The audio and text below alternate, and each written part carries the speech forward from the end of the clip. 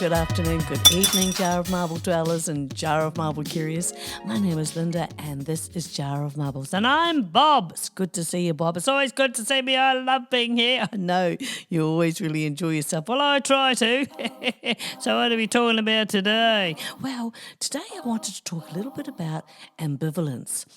What's that? Well, ambivalence is a state of experiencing conflicting feelings or thoughts about a person, a situation, or an idea.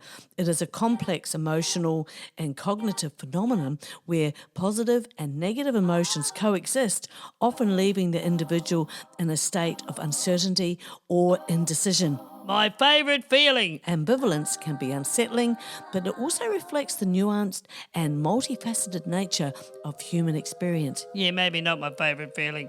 Characteristics of ambivalence, duality of feelings. Ambivalence is marked by simultaneous and opposing emotions. Like, for example, you might feel love and frustration towards a close friend or excitement and fear about a new opportunity. Yeah. Cognitive dissonance. At its core, ambivalence involves conflicting values or beliefs that create mental tension. For instance, wanting to adopt a healthier lifestyle, but really wanting a chocolate ice cream? Well, yeah, also craving indulgent foods. Do you like chocolate ice cream? I do like chocolate ice cream. I like lots of chocolate ice cream. I know, Bob. Thank you very much for your input. Yeah, that's all right. So, if you're trying to adopt a healthier lifestyle but you're all the while craving chocolate ice cream, yes, Bob, it can lead to ambivalence about your food choices. Ambivalence is not static. The intensity of conflicting emotions can shift depending on context, time, or new information. Oh, yeah, context. That's a beauty right there, isn't it? It is, it's sure for sure, Bob. Just as a quick aside, once I went to a psychologist. My husband at that time had just had really bad news with lung cancer, so we're going back about 2012, and I needed to talk to a specialist, and I just was hoping that they could give me some coping skills, some strategies, just someone to be able to talk openly to. I felt like I needed support, someone aside the family to talk objectively with, and it was multi-layered as fate would have it. I had some other serious challenges at that time as well, and so this woman psychologist told me as I was walking into office, I hadn't even sat down, there was no hello, there was no introductions, nothing except to say that she only has 20 minutes, so make it quick. You're kidding. No, that's exactly what she said. And my appointment was for an hour. But anyway, and I was so out of my body and out of my mind at the time, I was so worried and stressed. I just quickly told her what I was going through. And she said something like, well, what do you want me to say? So I bullet pointed all the other issues that I was also balancing at the time. And she then decided that I was worthy of her time. I, in that moment, knew I was talking to it was not going to be a good fit. She was not a good match. I knew in that moment that she was never going to be able to help me. I felt like I had really inconvenienced her. I felt embarrassed. I felt a bit humiliated. And I just really needed to get out of that room immediately. I also knew at that moment, oddly, that I was going to be okay. Very ordinary experience. Yeah. I since thought many times about people that have found the courage to go get assistance and go and get some therapy, and imagine meeting up with that kind of personality pretending to be a professional. So, yeah, that was my experience. I've been so ambivalent about seeking help and getting the information, education, and it would have been so great to have talked to someone at that extreme point in my life. So rather than being a sign of indecision or weakness, ambivalence often indicates the depth and complexity that most situations can bring with them. It acknowledges that most situations are rarely black and white. So, well, that's true. Yeah. So the causes of ambivalence. I think that Bobisms are the cure. Bobisms? Yeah. People complicate everything. Me, I'm a simple man and therefore see the world through simple eyes. Okay then, give us a Bobism. Right, of course. Well, it's terribly funny when someone's pricking you and probing all of your nooks and crannies with some cold metal medical instrument that should belong in a torture museum. No less, it's even more hilarious when you're being poked with a needle or told that the only cure for your ailment is a complete overhaul of your lifestyle, including quitting your job. It's a real aha moment there. Why do I feel like I'm missing the point here? Yeah, well, after refusal to take everything too seriously, why do nurses bring red markers to work? Just in case they draw blood. Yeah, I think we forget the value of laughing and being silly. The other side of the coin is pure misery, and I don't see the value. That's why I reckon we should do Bobisms. I also think that technology is moving faster than the growth of us humans emotionally as a race. Why so? Well, just look at how fast people are now to be hateful, how fast people are to judge, and just are flat out cruel. Yeah? Go to the comments section on any post and there you have it, the scum of the human race, ready to belittle, ready to be predictably hateful. It takes courage to tap into our humanness. 1945, human knowledge was doubling every 25 years on average. Now it's doubling every 12 hours. No way. Yeah. And we see this exponential rise of technology and human knowledge as, something fabulous. And yet, unless coupled with the tools of wisdom, it could contribute to our demise. Demise? What do you mean demise? Well, to the end of humans as we know it. We could miss tapping into our sacredness. It could be said that technology is growing faster than our morality. Oh, yeah, righto. We're led to believe that, indoctrinated really, to believe that we need something outside of ourselves to be successful or even just happy. We have been relinquishing our power, and now that artificial intelligence and all things digital is leaving our humanness behind. I was listening to Greg Baden on YouTube, and if you're ready to look at what is already here, not coming, but is already here on YouTube in terms of technology that is to be sold as something we must all have, but it comes at a price. Our humanness. Oh, that sounds scary. Well, it is. It is said that we may well be amongst the last pure humans. That is just how crazy the technology is. As most introductions go with new anything, and in this instance, technology, chips, for example, one of the original bases behind those were for those who, say, were serving their countries in wars and civil unrest. If they lost limbs and then prosthetics happen, the chip in the brain helps a person to use their limbs faster and with ease. But now it is thought that by 2030, and that's only 5 years away, that chips will be put in newborns to ultimately give them the edge, growing up, in this competitive world. The marketing will be so convincing and so sexy that many people will agree to it. So let's see in 5 years where we're at. Oh, God, fathers, that seems really crazy. Well, it's here now. So we've got internal conflicts. Personal values, goals or desires that clash with each other often lead to ambivalence. Yes. Then there's external influences, societal norms, cultural expectations, or relationships can create conflicting pressures. We have uncertainty. Oh, yeah. What's the ambivalence with that? Well, the lack of information or clarity about outcomes can fuel ambivalence as it leaves room for both optimism and doubt. So what are the effects of ambivalence? Well, it can be a kind of paralysis of action. Ambivalence can make decision-making difficult as the pull of opposing emotions or thoughts delays commitment to a course of action. Oh, yeah. And then there's emotional exhaustion. Continually navigating conflicting feelings can be mentally and emotionally draining. Oh, yeah, that's right. Opportunities for growth. By forcing introspection, ambivalence can lead to deeper self-awareness and a more balanced understanding of your values and also your priorities. So managing ambivalence. Well, I think first off, we really got to embrace it. Oh, yeah, here it comes, the old embrace, the old cuddle, the old problem, cuddle the ambivalence. The ambivalence. Shut up. Recognise ambivalence as a natural and valid response to complex situations. Avoid pressuring yourself to resolve it immediately. Yeah, I don't like doing too much immediately. I like to think on things. I've noticed, Bob. Yeah. Seek clarity. Break the situation down into its components to identify what is driving the conflicting emotions or thoughts. Oh, that's a good idea. Yeah, it really helps. And prioritise your values. Reflect on what matters most to you. This can guide you towards a decision that aligns with your core beliefs.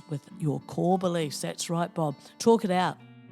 discussing your feelings with a trusted friend or counsellor can really provide new perspectives and perspectives that perhaps you hadn't even thought of and alleviate the mental burden.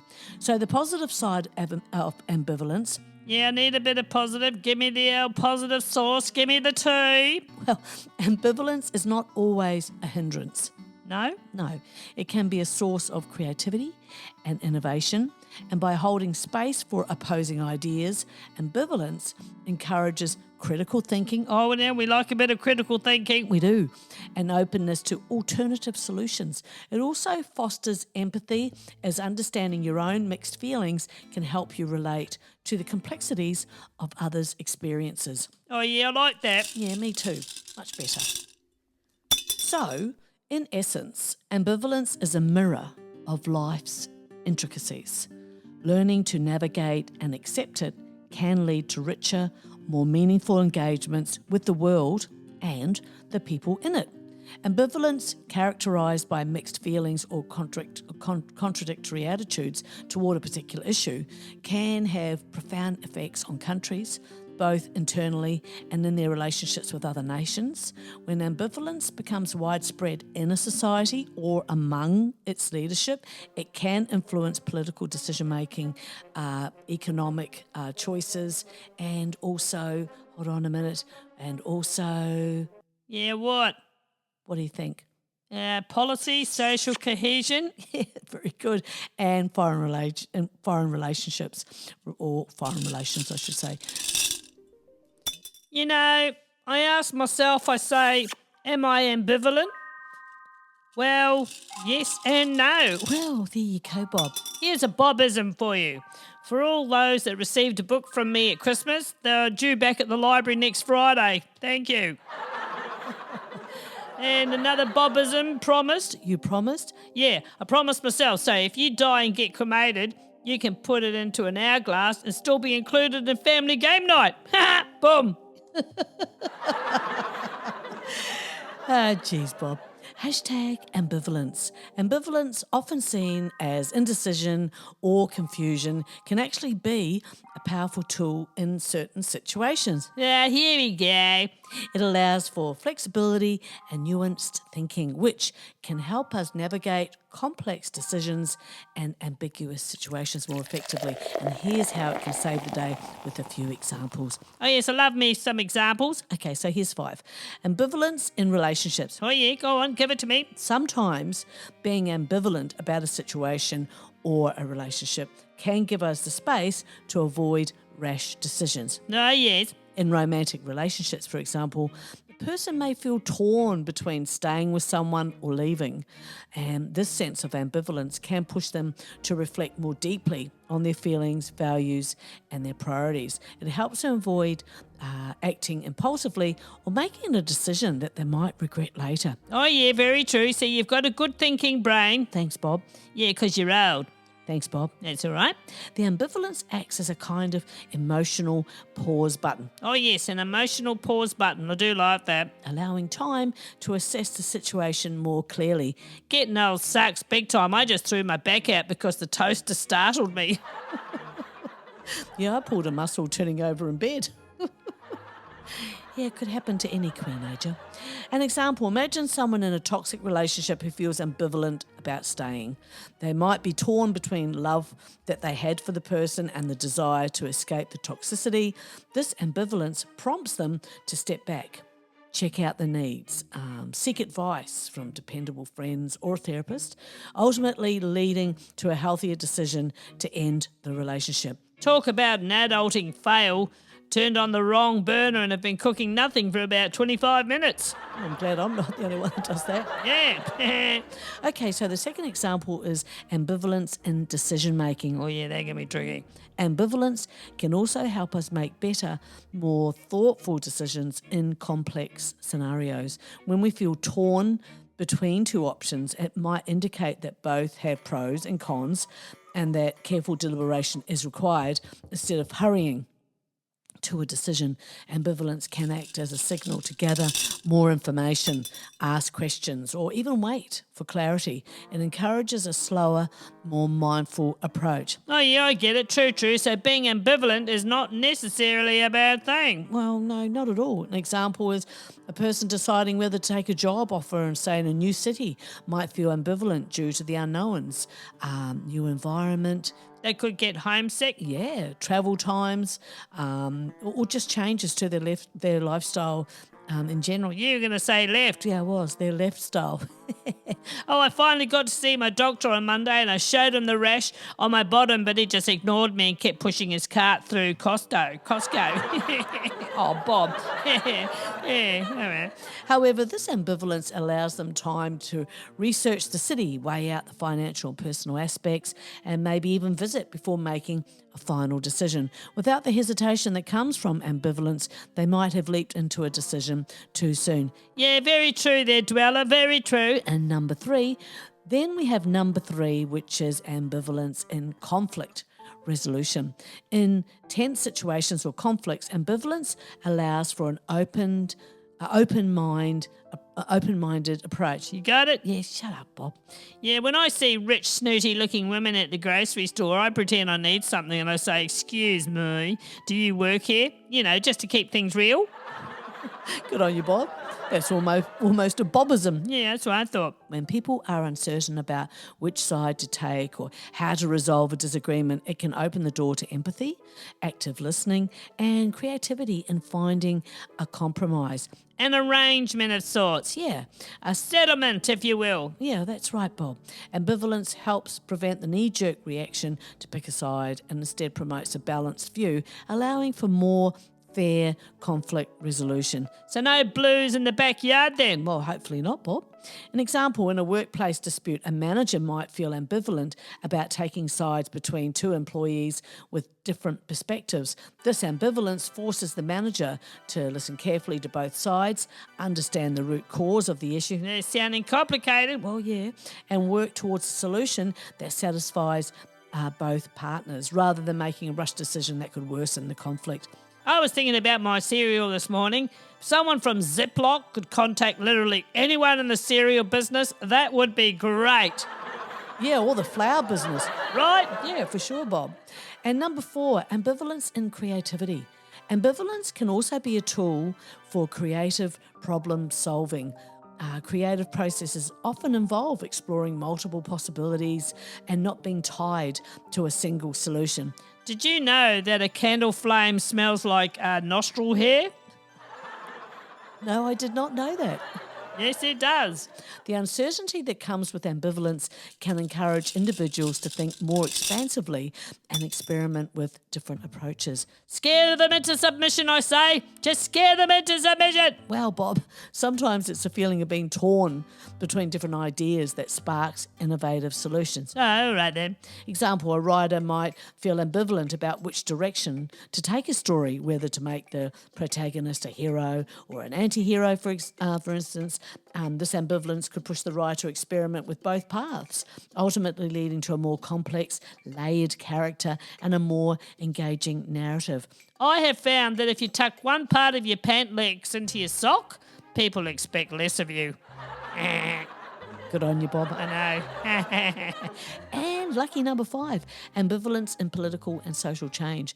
Ambivalence in social and political contexts can lead to more nuanced and sustainable change. Indecision is my superpower and I'm not sure if that's good or bad.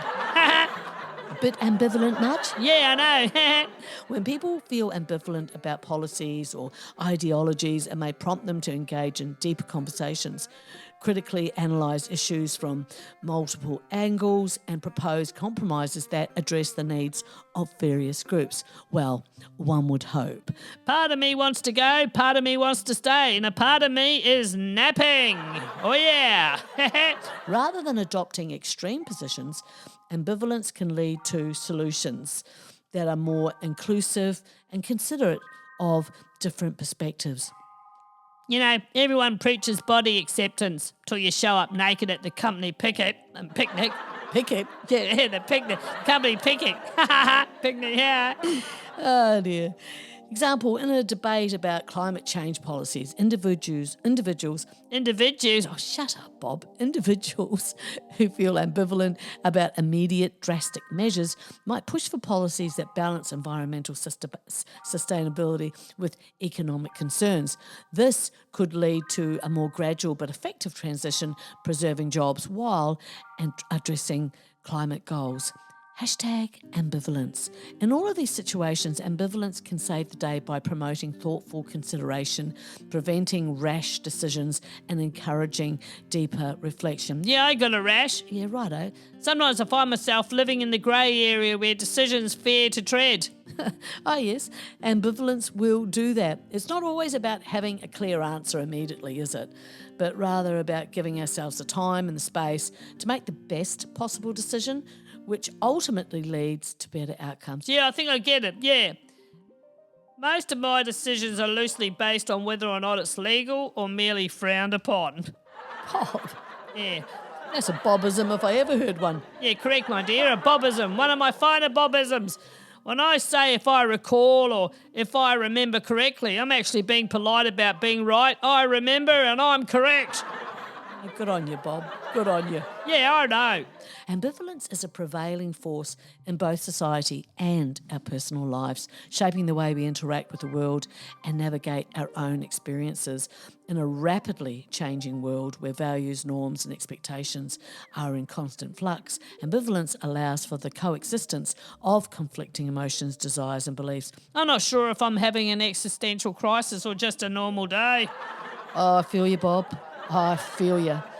It reflects the complexity of human nature, highlighting the internal tensions we often feel between competing priorities, ideologies, and goals. In society, ambivalence is increasingly evident as we grapple with issues such as political polarisation, social justice, and the effects of technology on human connection. I don't know if I'm lost or just exploring a very confusing path. Very ambivalent of you. Yeah, I know.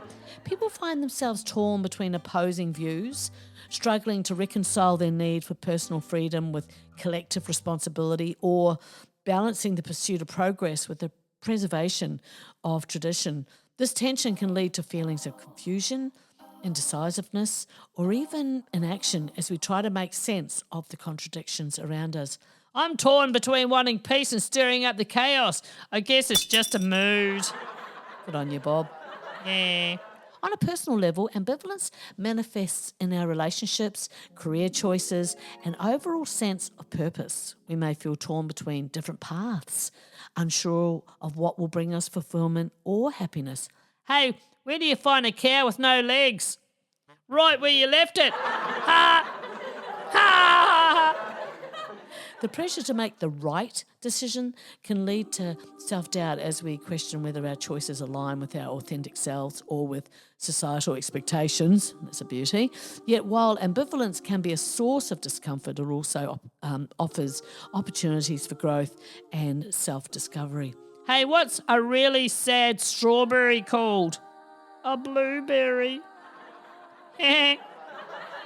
Thanks, Bob. That's all right.